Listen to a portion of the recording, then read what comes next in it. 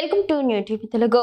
రణబీర్ కపూర్ హీరోగా సందీప్ రెడ్డి వంగ దర్శకత్వంలో వచ్చిన యానిమల్ సినిమా సృష్టించిన సంచలనం అంతా ఇంత కాదు. ఈ చిత్రానికి సీక్వెల్ గా యానిమల్ పార్క్ ఉంటుందని గతంలోనే ప్రకటించిన మేకర్స్ తాజాగా దానిపై ఓ కీలక అప్డేట్ ఇచ్చారు. ఈ సీక్వెల్ షూటింగ్ 2027లో మొదలుపెట్టి 2028లో సినిమాను విడుదల చేస్తామని దర్శకుడు సందీప్ రెడ్డి వంగ స్పష్టం చేశారు.